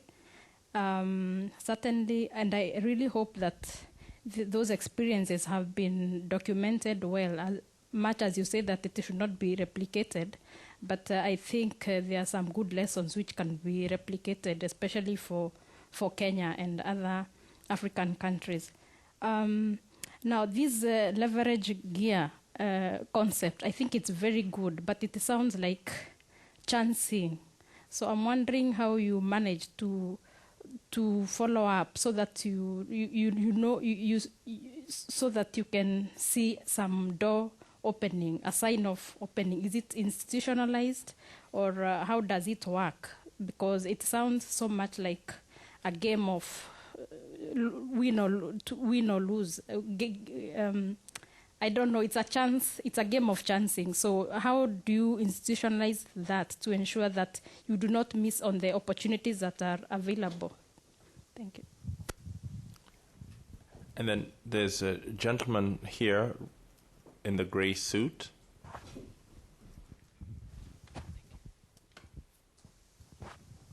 My name is Kofi. In the first place, let me share my opinion with the last speaker. I perfectly agree with your pessimism. But in any case, I'm encouraged that we will continue working towards that. To the first speaker, I had the occasion of being asked this question. You've taken Charles Taylor to Europe, and you left me here with these people. What do you want me to do? That was a lady who was raped and had a child, and she attempted to kill, and then we intervened, and they are still refugees with the people who raped and killed her husband as in the refugee camp in Côte d'Ivoire, Ivory Coast. She asked me that question. And ever since, I've been hunted by it, and I just... Now, my answer to that lady was that we cannot solve all the problems. As you've rightly termed it, it is transitional justice. What the international community can do is transitional. We leave the rest to the political will of the leaders through the peace building, peace capacity building, to continue and solve the root causes of the crisis so that there could be peace in Africa one day. Thank you. Kofi, could you tell us what you're doing now very quickly and what you were doing then? I've just graduated from Elliott School in Political Psychology. I had worked previously with the United Nations High Commissioner for Refugees. Okay. Thank you so much for your perspective. Perhaps we can begin with you and then answering any of the questions that you think pertain to you, and then we'll move on to Patrick and then to Richard. My understanding was that most of the questions were actually addressed to Patrick, and so they seem well, and they seem quite detailed questions. So I want to give you as much time. Thank you. Okay, thank you. Yeah, in terms of finding out more documentation, there are papers written by ICTJ on the Truth and Friendship Commission, and I've written a number of papers on the community reconciliation procedures in Timor. That was, I don't know that I can go into detail as was asked for me because of the time here. Other than, yes, to agree, it was a voluntary process. It started off very slowly because the perpetrators had nothing, it was nothing in it for them. We thought that they would be threatened by being taken to court if they didn't participate. But as in most transitions, the court system was so weak that it wasn't really getting on its feet. So that stick actually didn't work. They weren't at threat of going to court if they didn't participate. In fact, the courts never got to even to the murders, let alone the house burnings and the others. But when they saw what was happening in some of the other villages and the perpetrators were being accepted back into their communities, they voluntarily participated. And we had a lot of problems in the beginning. I thought we'd made a strategic mistake and this was not going to work. I sent teams out, they came back in, nobody's volunteering. We got one started, we got another started, and then it took off so that at the end of the 18-month period, 1,400 perpetrators of low-level crimes had participated, and there were more than 2,000 who wanted to participate but couldn't because the program was finished. So it's a very interesting indication of how people could voluntarily engage in a process where they had to apologize. It was tough for them, actually, to face their community, say what they had done. And then people would stand up and say, for example, I was at a hearing where someone stood up and said, all you've said is that stuff, house burning and that, but you killed my brother as well. And that person then clarified. He said, I didn't kill your brother. Somebody else who was involved, blah, blah, blah. So it also gave people a chance to clear up not only what they'd done, but what they hadn't done. So it was a very interesting process. And one of the most interesting things for me was it made me realize the value of apology. Because I was stunned. I thought, this can't be, apology is not bricks and mortar. How could that have such an effect? And I actually just thought back to my own life, and I thought, what about if somebody has done something to me, that's stolen my car or something, and I really am, pissed off at them about that. And then they come to me and they say, look, Patrick, I'm really sorry about that. I was drunk, or I was out of my mind, my wife had left me and all that, and I'm really sorry, here's my hand, right? Now, I might not like that guy, but I can't feel the same about him after he stood there and looked me in the face and apologized. And that was one of the values in this process, which I came to realize. When I said it shouldn't be replicated, I was just saying that one of the things that we hear in this field all the time is don't copy others. It doesn't mean we can't learn lessons from them. And these core values of that process can be replicated. But it was designed for a very Catholic community where confession was part of the culture as well. It was designed like that, so that when I was talking to some of the Afghanistan human rights commissioners who said, oh, we have that sort of tradition, and we have a very strong tradition of revenge. And he said, yes, sometimes we also, because at the end of these hearings, the perpetrator had to do something. They had to agree to give some symbolic payment or to paint their house or to do something, whatever was agreed. And they said, this Afghanistan Human Rights Commissioner said, oh, we have that tradition too. In fact, sometimes when the families are negotiating, one family has to give to the other a young girl. And I was like, I think you'll have to design a different sort of So, the lessons are that I think not in every situation, and this sort of thing is designed for a village, communal-based situation, to try and take, as I like to think of it, after a conflict, the kettle is boiling away madly and it's about to explode. All we can really do is try and take some of the steam out of that kettle so it doesn't explode. It will take generations to actually cool down. But what we need to do is find some way of taking the steam out. I think that's all I want to say. Yes.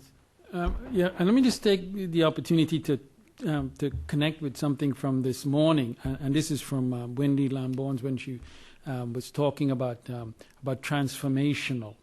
And it came back to mind when we were listening to Doug Cassell, and those of us who lived through that El Salvador nightmare, and to have it rehearsed again by him.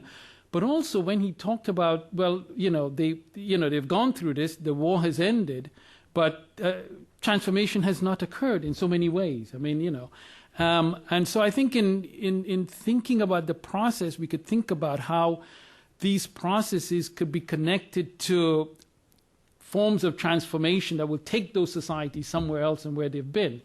So in reflections, if I had the time in terms of this, with regard to Liberia, is to be assess what's happening, also, but in terms of the fundamental transformation that is obviously occurring. In preparing for this, I couldn't help reflecting on other experiences, not part of my mandate. But I reflected, for example, on the United States. And we came out of a civil war, and then we had reconciliation. But we had this reconciliation on the back of this profound injustice known as racial segregation and Jim Crow that lasted for a century. And then I take the Nigerian situation, because I work a lot with Nigeria. Nigeria went through this terrible civil war. Nigeria after it was no victors, no vanquished. And after a generation, you can say, well, there are certain institutions in terms of society, the economy and the state and so on, which has allowed Nigeria to be transformed from where it was then, if you take up the Igbos and so on. All right? So, so it's important to... So I'm really bringing my own kind of work and the sort of thing, my day job, in other words, back into this context, that when you're thinking about those transformations, there is that immediate kind of a short-term exercise you're trying to do, get through it. But eventually, if you're going to be successful, is to what extent these sort of broader transformational processes in terms of state, society, and economy are going to take place. And I think that's another kind of dimension we could bring to these discussions. Yeah. I didn't answer that. No, we'll just check. Steve, is a 4 p.m. a real 4 p.m.? It's a hard. It is. Okay, well, thank you. Let me hand it back to you, Steve. Thank you so much for your questions. I'm sorry we couldn't take more, and thank you to the panelists. Yes, let's give the panel a thank you. And then a separate thank you to Martin for managing it so well in not the best of circumstances. Had to do some creativity here, and we really thank you for that. Thank you, Martin. No, I hate to be a hard one, but we do have to close on time today. And I wish we had some more time, because I myself would personally like to make some responses to some of the things Doug said, some of the things about transformative and reconciliation activities, the kinds of work that the Woodrow Wilson Center is involved in Liberia and in Burundi and DRC and elsewhere. I think we've always got to think about everything that we do in a holistic way. And transformational justice and reconciliation and trust building and conflict transformation all do go hand in hand, and we should always keep that in mind. But thank you very much for coming, for your loyalty through this long afternoon. I hope you've learned as much as I have. Thank you.